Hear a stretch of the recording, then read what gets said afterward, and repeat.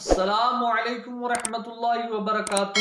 دوستو، گفتگو کرنے سے پیشتر ضروری سمجھتا ہوں سب سے پہلے آقائے دو جہاں سرور کون و مکان صلی اللہ تعالی علیہ وسلم کی مقدس بارگاہ میں جھوم جھوم کر درود و سلام کا ہدیہ پیش کریں، پڑھیں بآواز بلند درود پاک صلی اللہ علی النبی الامی و آلہ صلی اللہ علیہ وسلم، صلاۃ و سلام علیک یا رسول اللہ صلی اللہ تعالی علیہ وسلم۔ دوستو، آج جو ویڈیو میں پیش کرنے والا ہوں بہت زیادہ خوبصورت اور شاندار ویڈیو ہوگا، اور یہ آپ کی جانکاری میں اضافہ بھی پیدا کرنے والا ہوگا، اور اس کو آپ نے شروع سے لے کے آخر تک دیکھا تو آپ کا عقیدہ بھی مضبوط ہو جائے گا، ایمان بھی تازہ ہو جائے گا۔ دیکھیے، کچھ اہل حدیث حضرات اس بات کو کہتے ہیں کہ اللہ تبارک و تعالیٰ کا دیدار آنکھوں سے نہ دنیا میں ہوگا اور نہ آخرت میں ہوگا، اور وہ دلیل بناتے ہیں قرآن عظیم و فرقان حمید کی اس آیت کریمہ کو کہ اللہ تبارک و تعالیٰ ارشاد فرماتا ہے لا تدرکہ الابصار وہو یدرک الابصار، کہ آنکھیں اس کا ادراک نہیں کر سکتی اور اللہ تبارک و تعالیٰ ساری آنکھوں کا ادراک کرتا ہے۔ تو ہم اہل سنت والجماعت کا عقیدہ یہ ہے کہ اللہ تبارک و تعالیٰ کا دیدار مومنوں کو آخرت میں ہوگا۔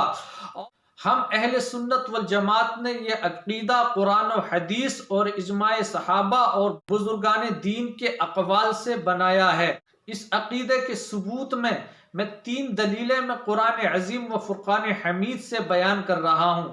دلیل نمبر 1، اللہ تبارک و تعالی جل مجدہ الکریم ارشاد فرماتا ہے وَوْجُوهٌ يَوْمَئِذٍ نَاظِرَةٌ إِلَىٰ رَبِّهَا نَاظِرَةٌ، کہ اس دن کچھ چہرے ہوں گے جو تر و تازہ ہوں گے اور اپنے رب کا دیدار کرتے ہوں گے۔ دلیل نمبر 2، لِلَّذِينَ أَحْسَنُوا الْحُسْنَى وَزِيَادَةٌ، کہ احسان کرنے والوں کے لیے بھلائی ہے اور اس سے زیادہ ہے۔ صحاح ستہ کی بہت ساری حدیث سے یہ ثابت ہے کہ اس آیت کریمہ میں زیادت سے مراد اللہ تبارک و تعالی کا دیدار ہے۔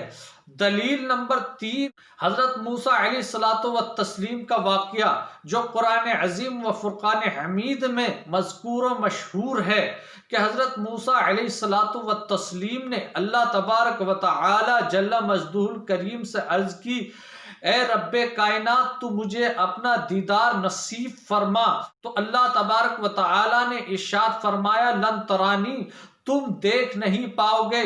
تو ان تین آیات سے ثابت ہوا کہ اللہ تبارک و تعالیٰ کا دیدار آنکھوں سے دنیا میں بھی ممکن ہے اور آخرت میں بھی ممکن ہے، اور شرعاً آخرت میں واقع ہوگا کہ اللہ تبارک و تعالیٰ اپنا دیدار مومنوں کو کرائے گا حشر میں بھی، اور جنت میں بھی اللہ تبارک و تعالیٰ اپنا دیدار کرائے گا۔ بہت ساری احادیث طیبہ بھی اس بارے میں وارد ہیں اور بزرگان دین کے اقوال بھی موجود ہیں، کیونکہ ٹائم کی قلت ہے اس لیے میں ذکر نہیں کر رہا۔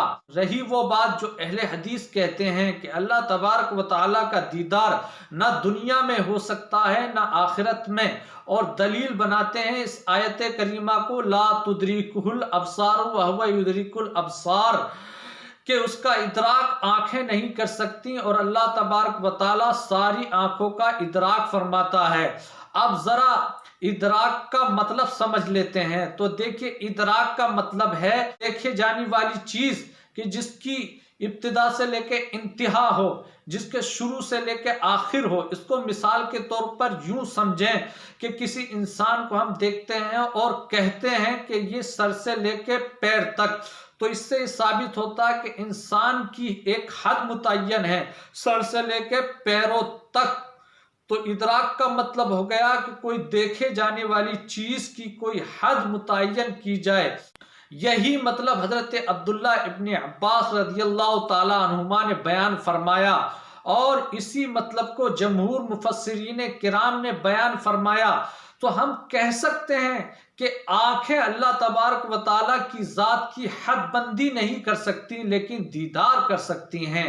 کہ دیدار کے بارے میں بہت ساری آیات کریمہ بھی موجود ہیں اور حدیثیں بھی موجود ہیں، صحابہ کرام کے اقوال اور بزرگان دین کے اقوال بھی موجود ہیں۔ ثابت ہو گیا کہ اللہ تبارک و تعالیٰ کا دیدار دنیا میں بھی ممکن ہے اور آخرت میں بھی ممکن ہے، اور آخرت میں شرعاً واقع ہوگا، جیسا کہ آپ کو اس چیز کا علم ہو گیا۔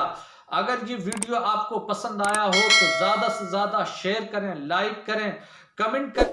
السلام علیکم ورحمۃ اللہ وبرکاتہ۔